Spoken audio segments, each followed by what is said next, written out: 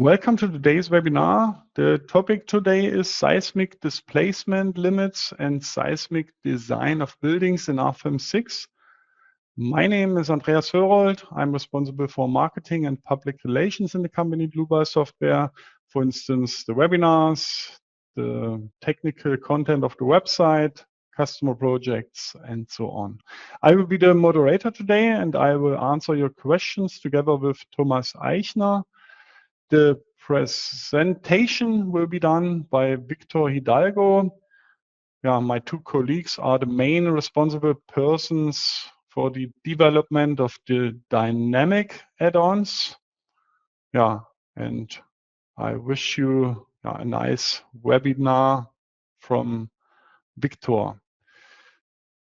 Then I say something how you can ask questions, at least for the attendees who participate the first time. I switch off my webcam that you can see the full screen. You can press the button with the question mark, then enter your question in that field, press send, and we will receive your question and we will answer you. The other way is to watch the entire webinar and then email your questions to info@dlubal.com. Okay, that's for the moment all from my side. I hand over to Victor. Victor, you can start. So thank you, Andreas, for the introduction. And from my side, also welcome to today's webinar. The content for today is divided in 4 main topics. So the first one is a small introduction to the topic seismic displacement limits for buildings. Second place, we will see how the procedure with building model in our program is, and we will use this building model add-on for the automatic definition of modeling assumptions and results. In third place, we will see what we can get in the program without the add-on building model.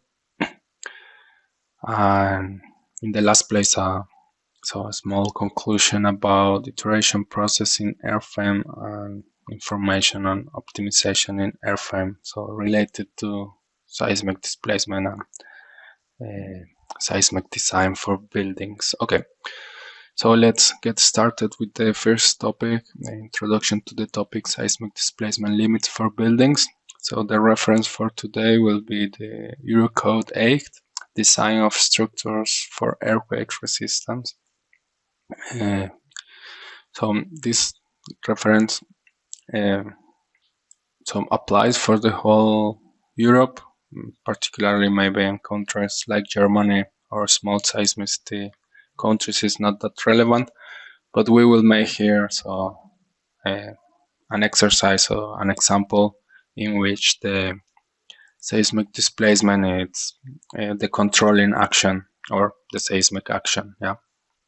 Okay, so I just want to remark that I'm gonna present here several sections from the Eurocode 8, but all the requirements are not exactly what I show here. So what I want to say is that this summary can be understood as a good pre-dimensioning tool, or a first iteration procedure, but further requirements and sections have to be complied according to Eurocode 8.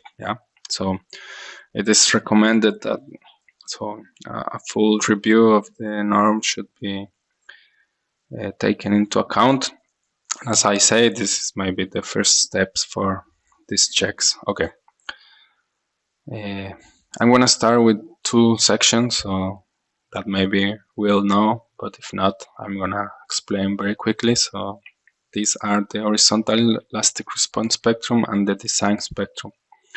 So I made here a quick summary with the equations, and for the elastic we have the base values or the base equations. For the design spectrum we divide by this factor Q. Q is the behavior factor. It's a description of the structure and it depends on material.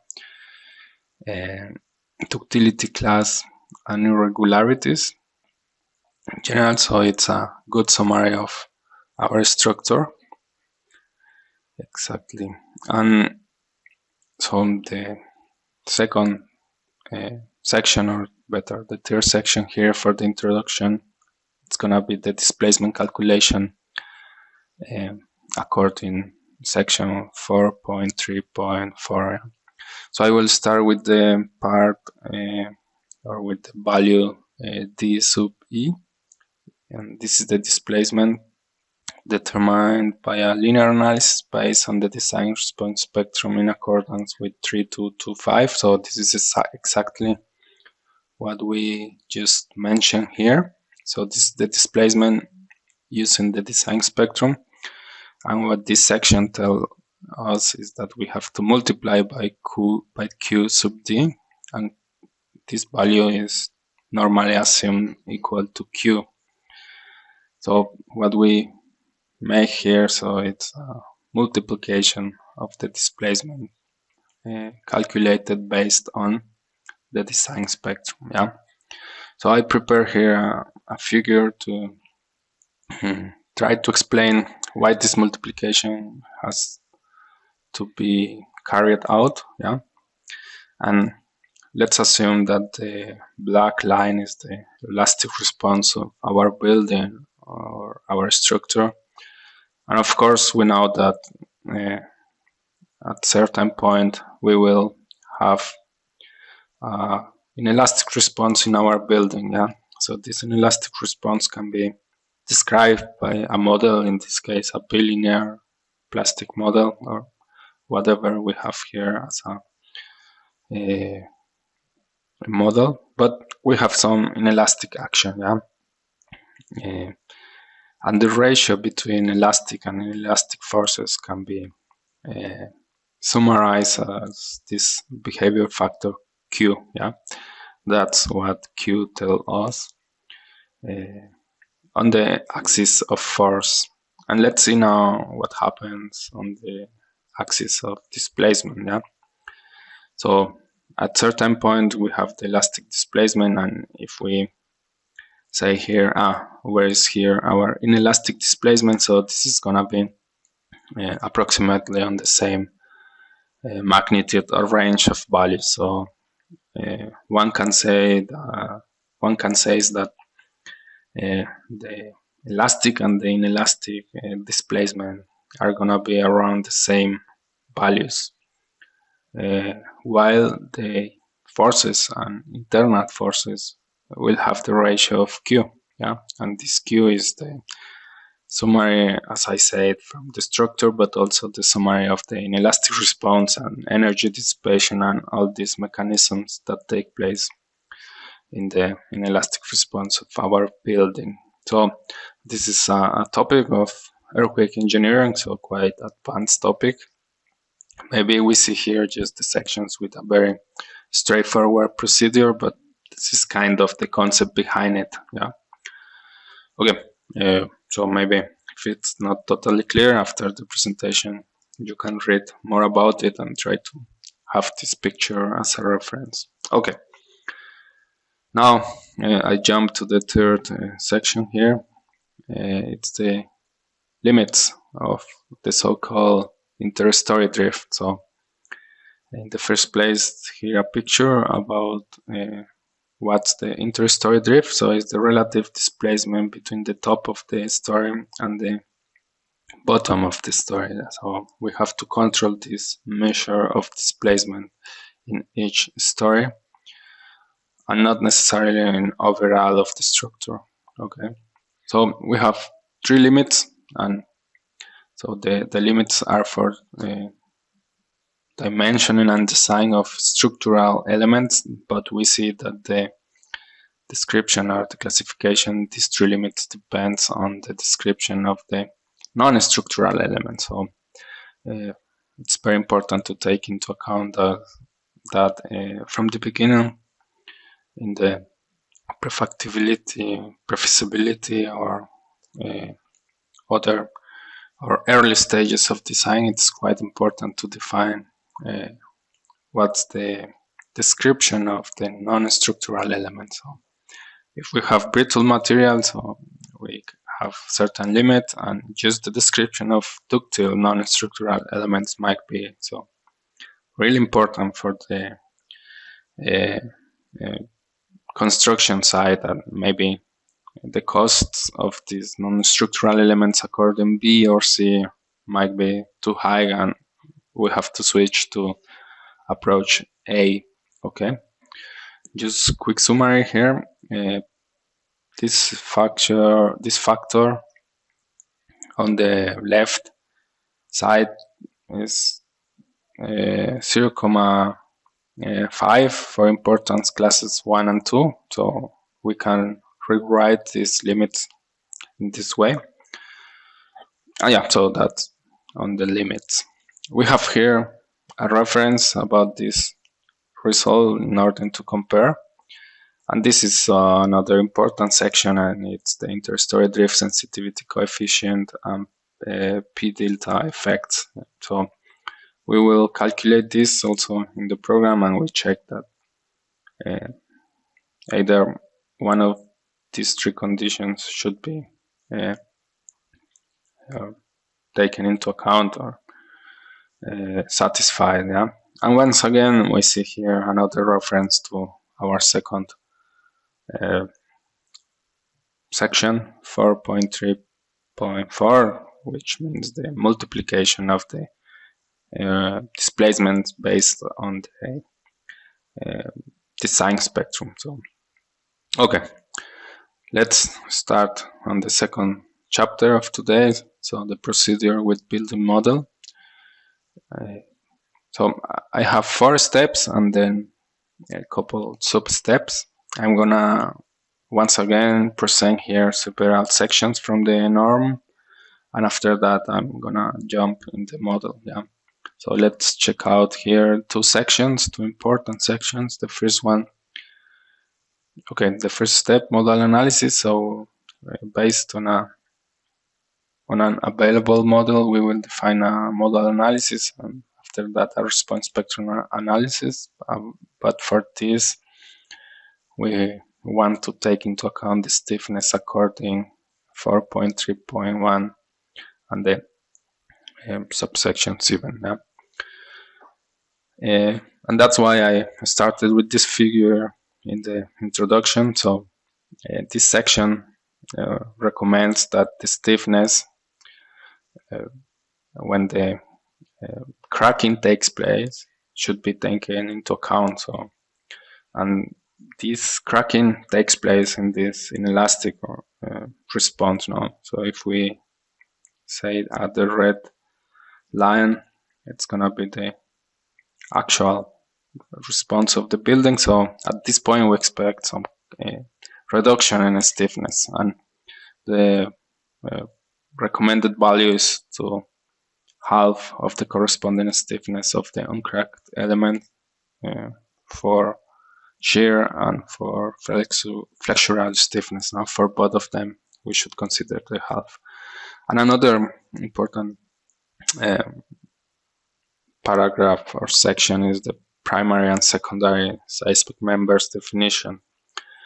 So secondary members are members not forming part of the seismic action resisting system of the building, but beyond this definition, it's important to say that such elements do not have to comply with sections 5 to 9, which can be very important for detailing in the case of reinforced concrete elements. So the detailing is way more, or in steel we have additional requirements for buckling or this. No, so this is also very abstract. I'm gonna show a very simple example in the program, and let's take a look for these 2 sections in the program. So I'm gonna start with a description of the building. So we have a very irregular building here. We have jumps in the geometry of the stories, and I did this in purpose to illustrate the concept of irregularities. Just as a quick description, we have here a reinforced concrete building with walls, and one can say very stiff walls. I'm gonna show them here with visibilities. In the navigator views, we have some predefined visibilities which help us with the inspection of the model or visualization. Yeah.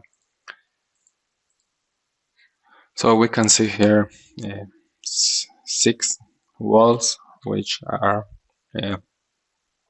conceived to limit the lateral displacement of the structure. So exactly this interstory drift. Okay, I'm gonna cancel the visibility. I come back to the original view, and I am gonna show the loads definition. So I have 2 load cases, self-weight and superimpose on live load. In this case, I have a very general definition, quite simple for today's exercise. Yeah, of course. So that's our base model. Also, just to say, the first 2 stories have a height of 4 meters, and after that we have 3.5. So this is going to be important when activating the building model. Okay, so we have this general overview, and now we want to define our model analysis. For this, we will go to the button Edit Model Base Data, and here we can activate the desired type of analysis. In our case today, dynamic analysis. If I click on response spectrum analysis, model analysis will be automatically activated. And according to what I want to calculate, I can select others add-ons. In this case, it's just of interest, this dynamic analysis.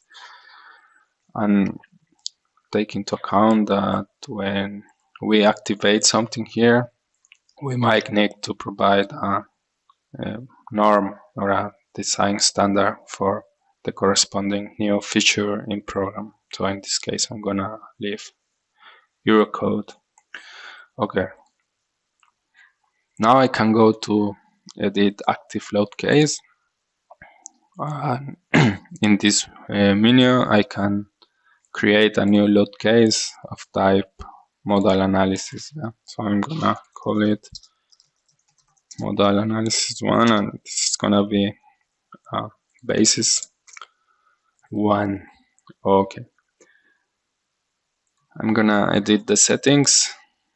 I erase the second, and I'm gonna make here a typical definition for model analysis to reach effective model mass factors, typical value of 90%. And then we are limited to this method for solving. Yeah. On the mass matrix settings, I'm gonna choose diagonal on a classical building analysis with the 2 horizontal components, and just the theta component, so the torsional component. Okay. Apply OK, and then we have to select a proper import masses only from load case load combination. So each code defines the kind of combination of vertical loads that has to be selected here.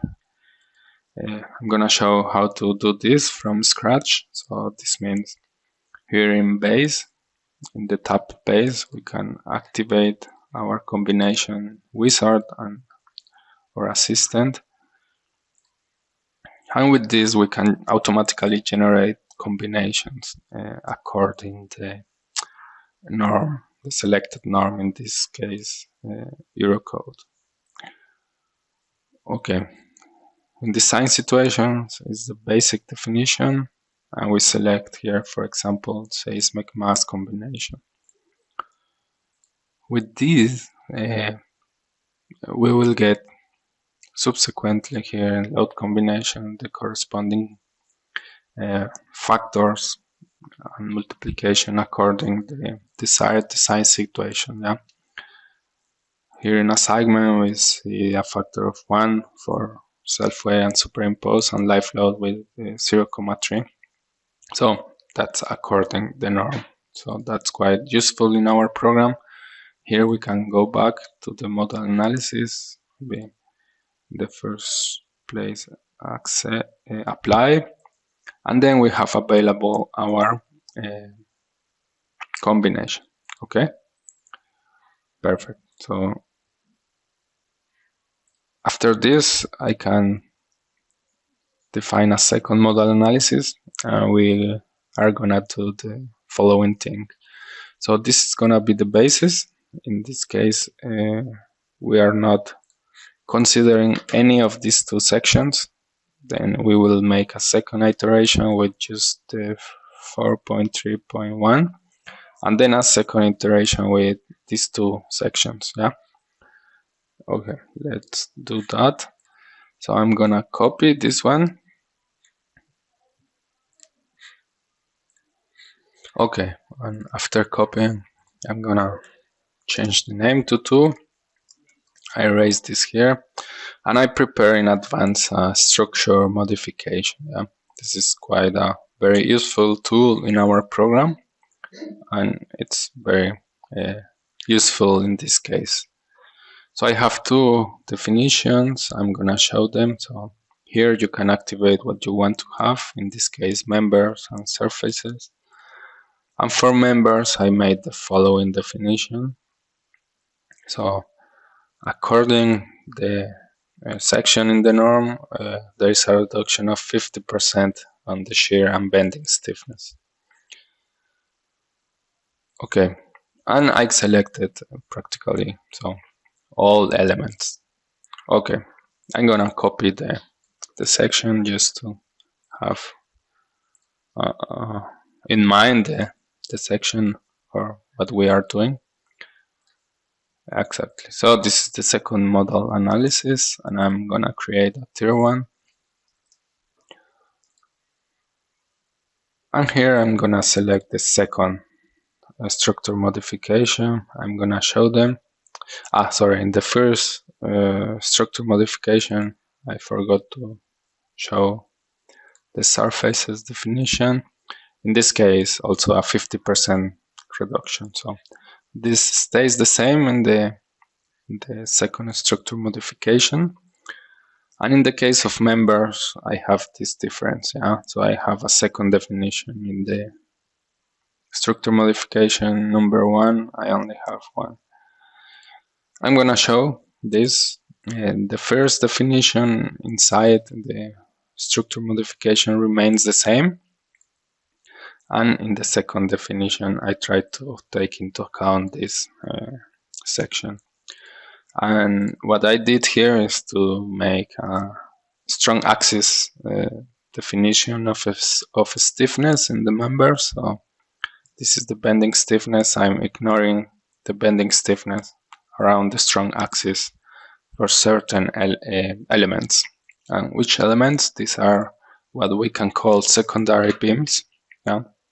Or just vertical beams. So I'm gonna show in program what's the effect of not considering these elements that do not belong to the main earthquake resisting system, yeah, or lateral force resisting system. Okay.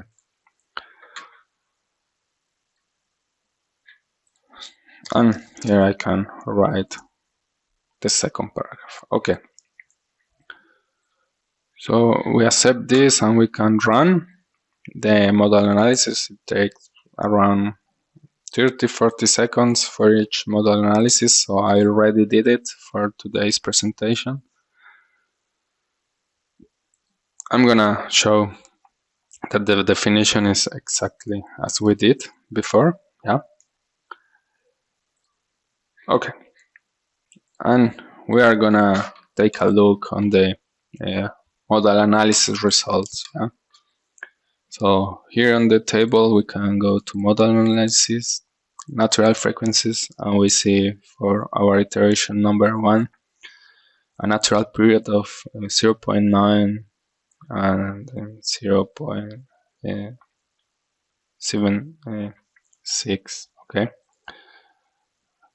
If I change to the second iteration, so the stiffness reduction, we will see a huge change in the structure, so from 0.92 to 1.24. It's a quite big difference, and it's very important to always keep in mind this requirement about stiffness. So it's a typical or classical assumption in earthquake analysis, and here we can see how different this is. No, and this is quite different approach in comparison to design used for vertical load. No, we don't do this normally in the vertical load. Okay.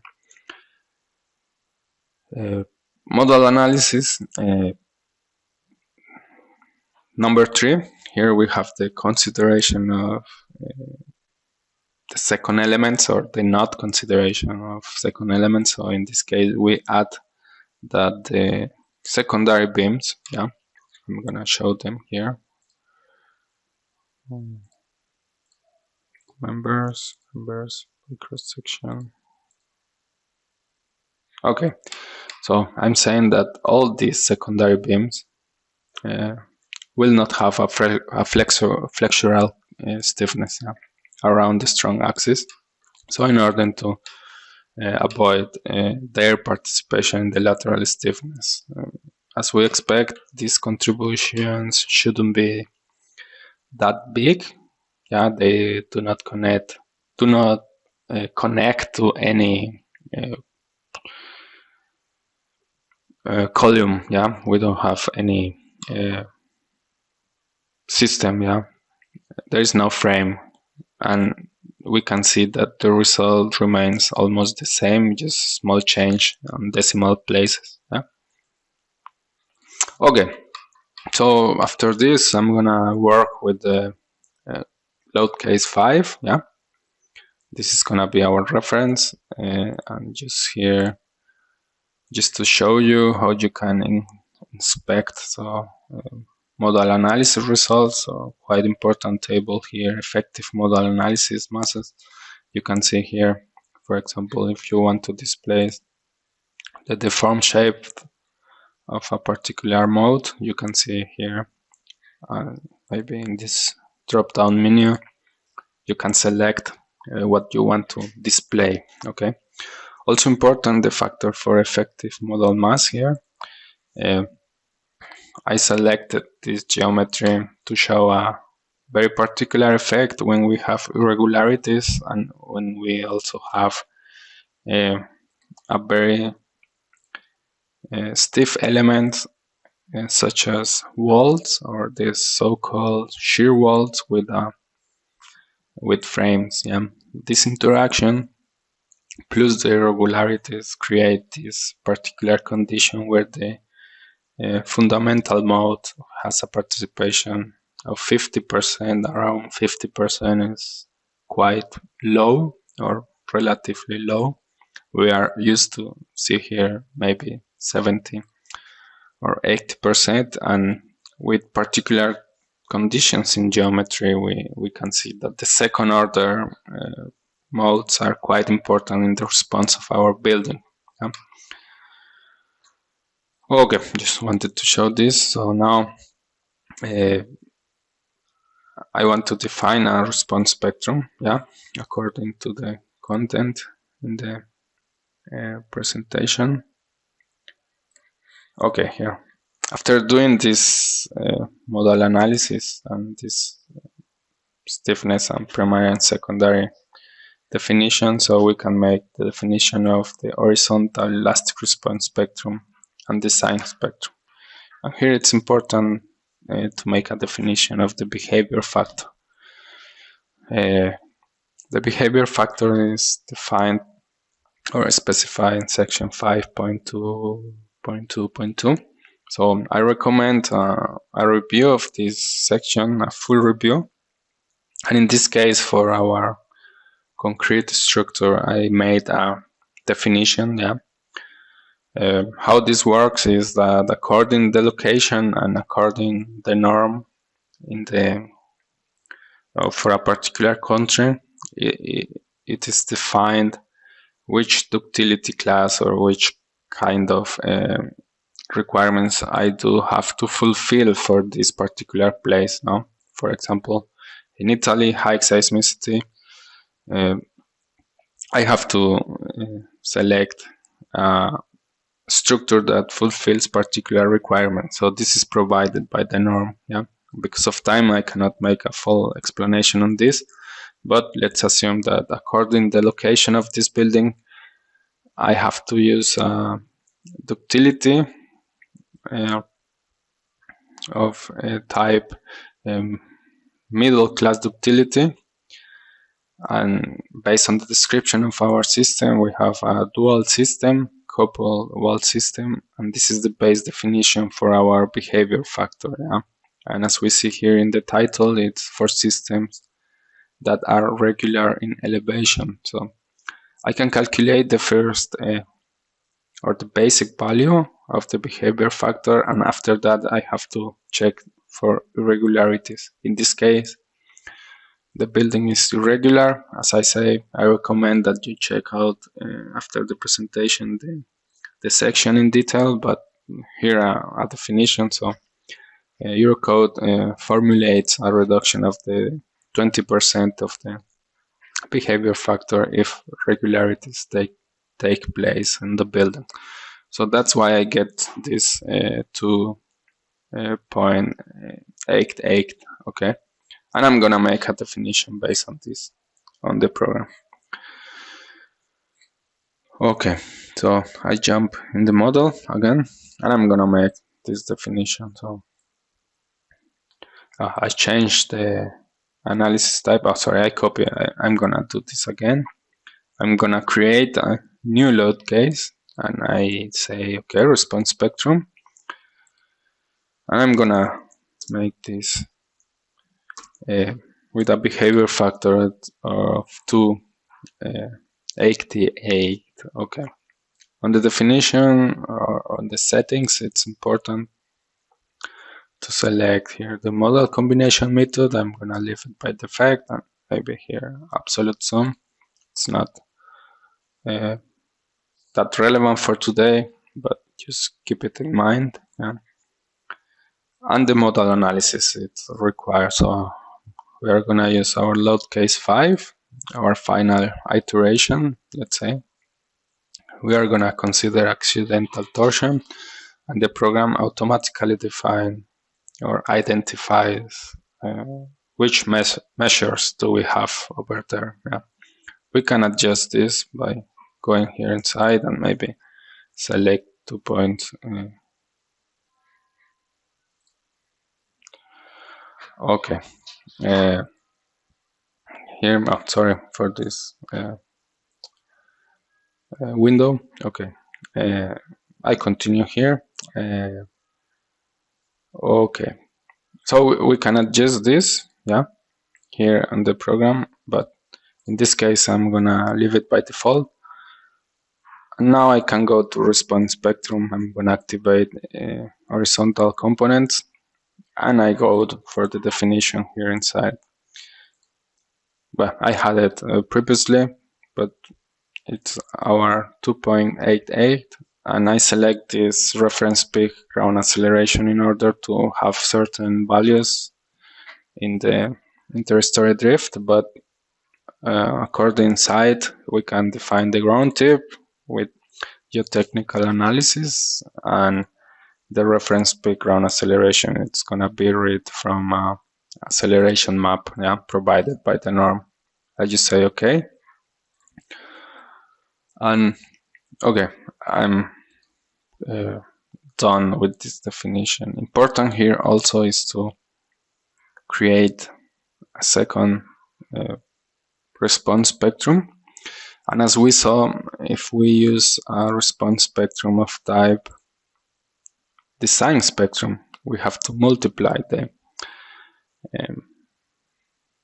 results for displacement. So in this case, I'm gonna do this in a particular way here, but there are many ways of doing this. What I'm gonna do is that I create a second analysis and I say, okay, if I multiply again by a behavior factor Q, then I get this. Yeah. And I'm gonna use here this scale factor definition. So if I multiply again by the behavior factor, I'm gonna get the correct results for displacement. Okay. Okay, I accept this, and now I can run my response spectrum analysis. I'm gonna jump into the presentation once again, and okay. Now we can make the activation of the building model add-on. Before running our response spectrum analysis, I'm gonna make the building stories definition and the floor diaphragms modeling according this section 4.3.1, and I want to show the influence in the model analysis of this. This floor diaphragm modeling makes reference to a very famous assumption in seismic design or seismic analysis, and it's the so-called rigid diaphragms.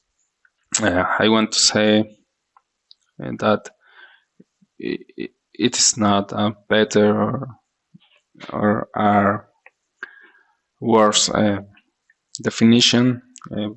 It's difficult to make a general rule.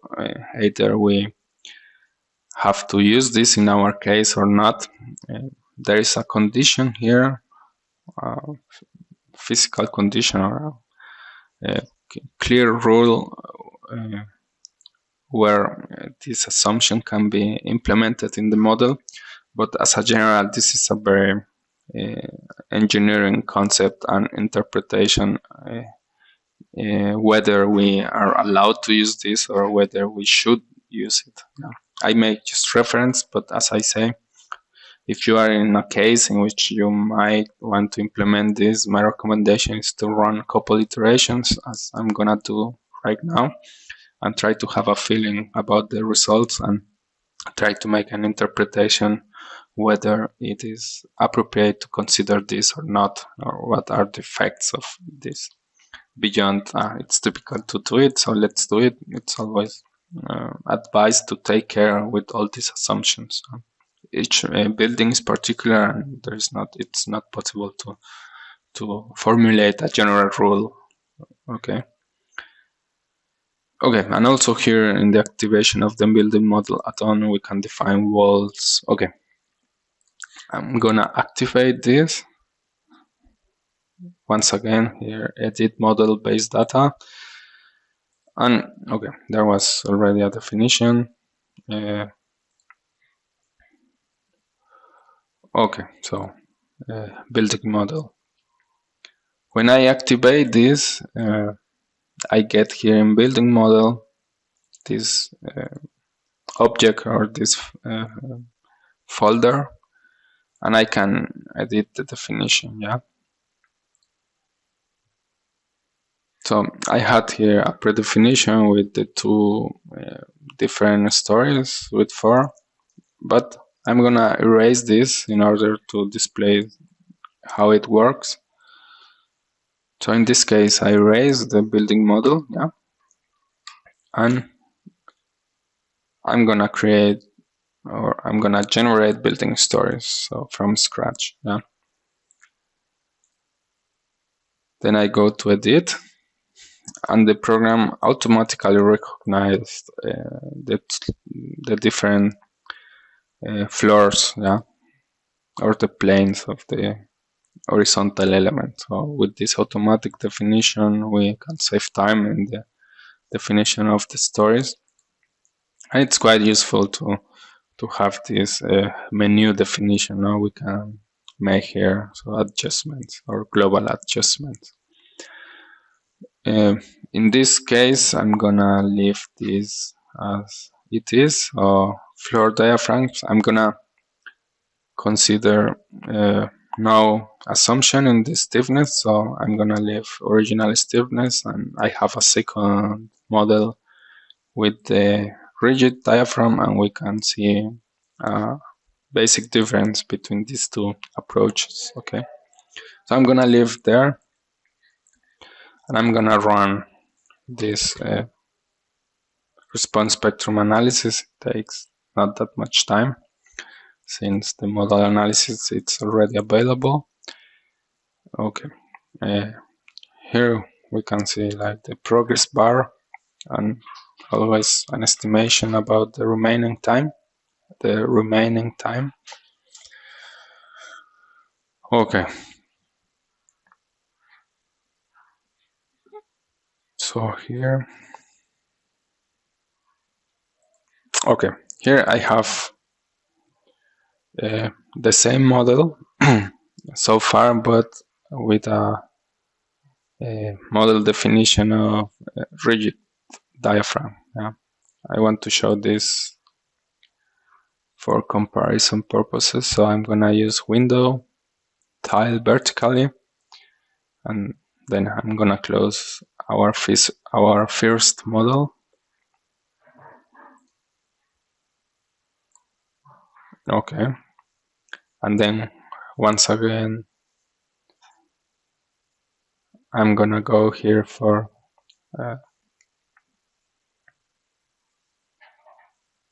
okay, just takes some time. Window, okay, tile vertically. Okay, so we have on the left the results for the model without rigid diaphragm, and in this case I want to display once again the results for model analysis, and in this case I'm gonna use this result for masses. Yeah, what we see here is that according the here the mesh settings, yeah, we have some mesh settings on the program, and with this basic definition we have a mass definition on each point of this mesh. Yeah, so this is quite complex mass matrix definition, and if we activate the option of rigid diaphragm, I'm gonna show here, we get a very quite simplified description of the mass matrix. Yeah.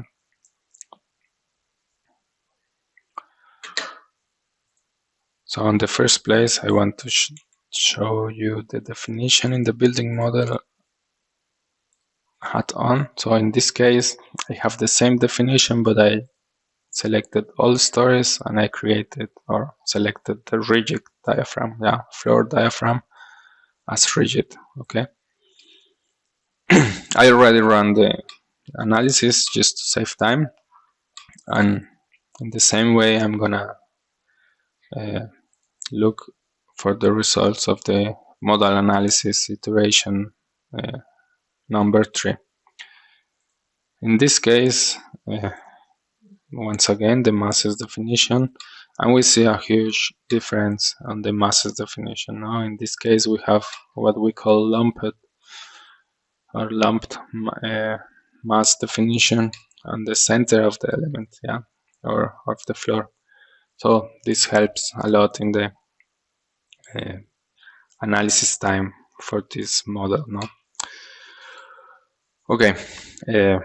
Once again, it's important to keep in mind that this has to be analyzed whether it's better the option on the right or on the left.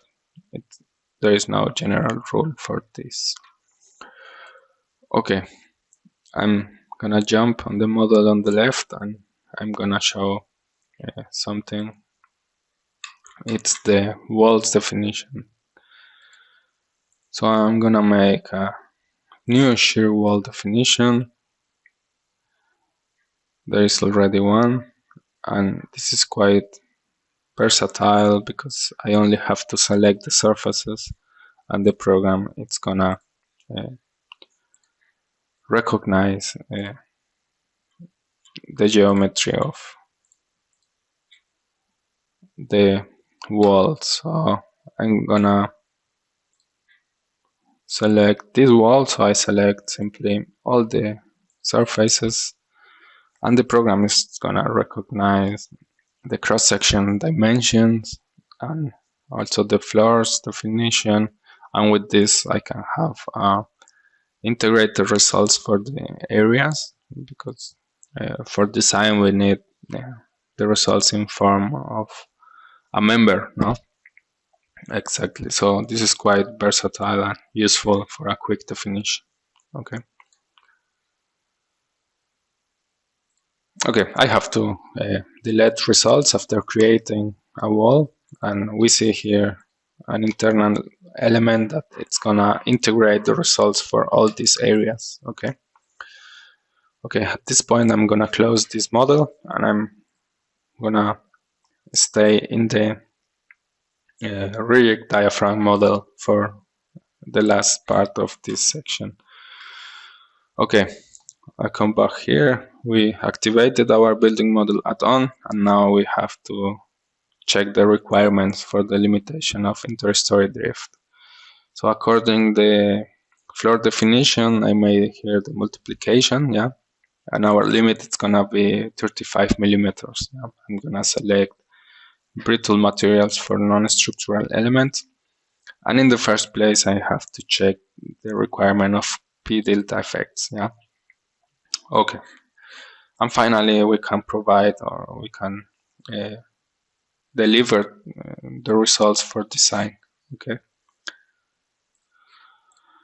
So here, important, if we are gonna check displacement results, remember we have to use the multiplied displacement from the response spectrum. Yeah. So in this case, once again, I have to use the response spectrum analysis definition with the scale factor. Now, quite important since the beginning of today's presentation. Okay, I'm gonna run this analysis. Oh, sorry. Yeah.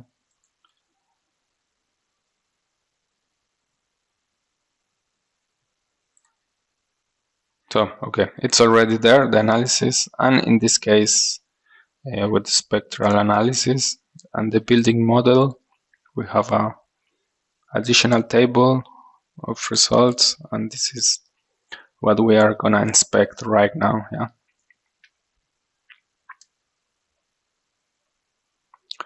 And this is the entry results by stories. In results by story, we have this group of tables with quite important quantities of centers of mass and rigidity. So particularly the calculation of center of rigidity is quite particular. We have to take into account the shear walls and the particular stiffness of each column. So this is a very good result or summary for our structure. In story actions, we have the summary of story forces, its delta, and the location of resultant story forces. So for checks of stiffness irregularity, if it's required, this table provides the base information for it. So quite useful also. And here we come to the important topic for today, interstory drifts. But as we saw in the presentation, we have to check in the first place the sensitivity coefficient. So here I'm gonna check that in which case we are. So all results are smaller than 0.1. So this means we do not have to consider the limit or the P delta effects. We do not have to consider, not to be taken into account. Okay.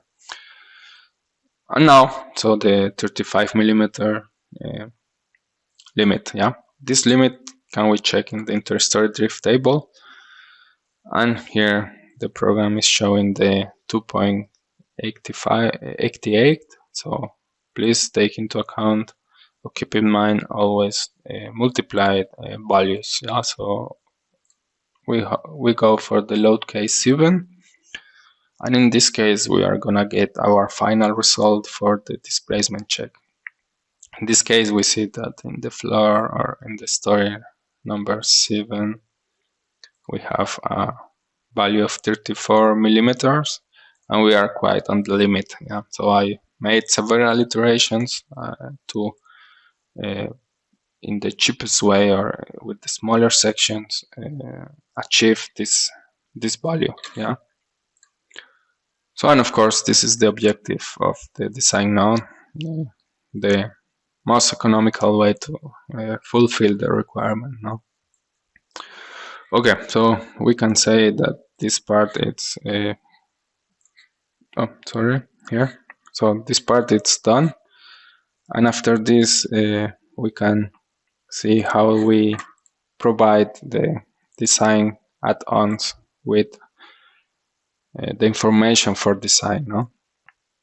In this case, I already did it, so we can activate the concrete design add-on, and in accordance to this, we can create additional design situation. In this case, seismic, or in this case, permanent and transient.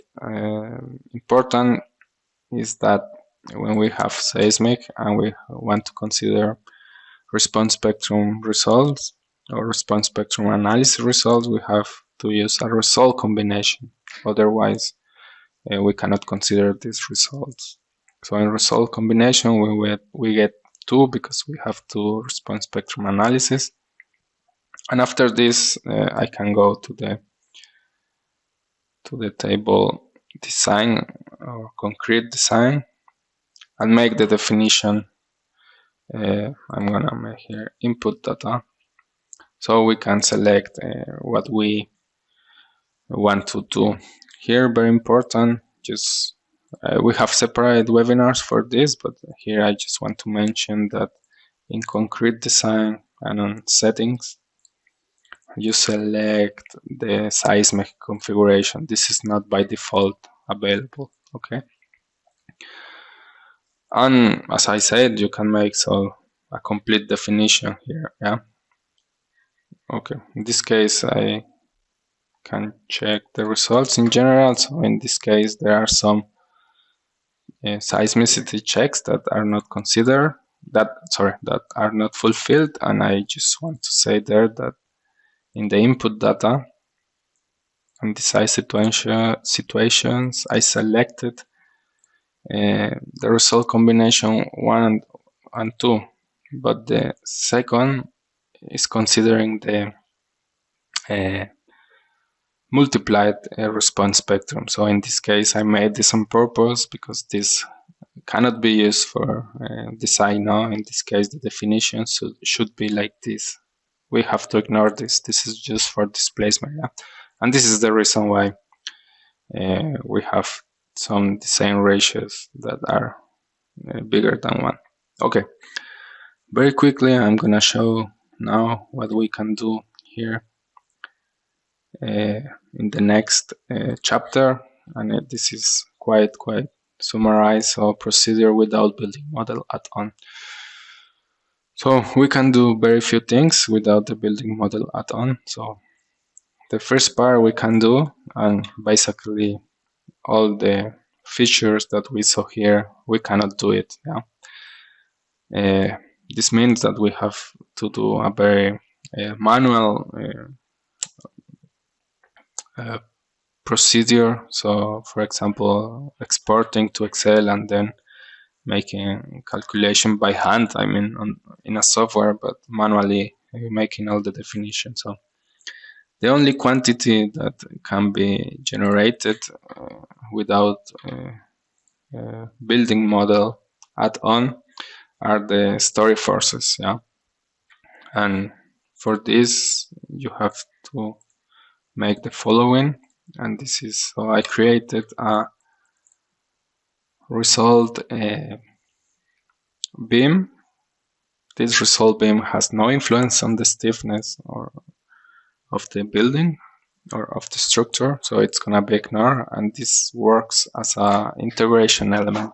Yeah, so I selected here integrate stresses and forces from listed objects, And on each floor I selected the walls, yeah, in the first floor, so all the walls for the first floor, and then all members, or in this case all columns for the first floor, yeah. And by doing this I can integrate the results on each floor, yeah, for each result member. Okay, I'm gonna isolate this just to have a clearer view. And what we see is that, for example, here in the first floor we can recreate the 1602. We see here that it's the same value now. This is bottom, and then top is the 1505. Okay, it is the same result. So if I change here internal forces direction and the other direction, I get exactly the same values. So I say this is the only result that we can reproduce. So use as a summary here, all these other values we cannot automatically get results from RFEM. So we have either export to table and make a manual definition of it. Okay, so that's why the building model add-on is quite useful.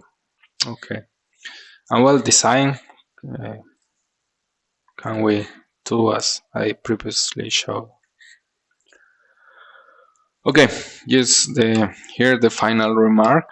So, and as a general conclusion, so our hint for optimization process and iteration process. So I always mention that for the model analysis, we have to make maybe 1, 2, 3 iterations to have a sense of results. Yeah, also integrated with the assumption in the building model add-on. And also, for example, the 2 results for the response spectrum. As we have an example here, after this we have to make a design, and if we do not fulfill something here, we have to go back to change probably dimensions in the elements and go back to carry out the whole design again. No, if I make a change in the dimension of this column, then I have to go back and run again the model analysis and the response spectrum analysis and perform once again the design. So for this iteration process, very intrinsic from seismic design and seismic analysis, a given condition, this iterative process, so our program offers a very versatile and very useful approach with our design add-ons. No?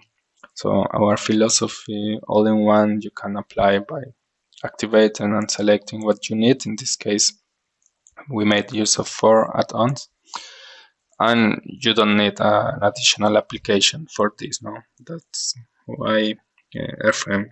So it's very useful for this. Okay, that's the final conclusion on this topic. Drift limits or inter-story drift limits. So in this case, I give back to Andreas, and so thank you for your attention. So Andreas, you can take the presentation or retake the presentation. Thank you, Victor, for your nice presentation. Yeah, at the end, I have an additional hint for you to our online courses. You can book them. For example, the RFEM 6 course. That's a course for beginners. Then the Eurocode 2 course for the reinforced concrete design with RFEM 6. Then the Eurocode 3 course for the steel design. The Eurocode 5 course for the timber design, and the Eurocode 8 course for the earthquake design. For more information and prices, just scan the QR codes or click at the buttons on the bottom. Okay, yeah. Only a further hint. Yeah, that's a hint from my side. You can get such a course for free. Just send us a customer project, and when we publish this customer project as a gift, you will get such a course. That course that is valuable for you. Now just write an email to info@dlubal.com. Then I will write you what files I need. It's not so many work for you, I promise. Then into our free online services. You can join the Dlubal community. Then you can use the GeoZone tool. Some clicks are for free. Then you can get cross-section properties on our website. You can download 3D models. And if you want to know more about our free online services, just scan the QR code or press that link here. If you don't use RFEM 6 or RStab 9, you can download the trial version, and it's valid for 90 days with all add-ons. More information can you find on our website, dlubal.com. For example, the knowledge base articles. You can ask the Mia AI assistant all the day and all the night, 24/7. Just ask her and she will answer you. She knows all the content from our website, such as the knowledge base articles, FAQs, and so on. That should be also all from my side. I thank you for your attention. Thanks to Victor for the presentation. Thanks to Thomas for the help by answering the questions. I wish you all a nice rest of the day. Bye-bye.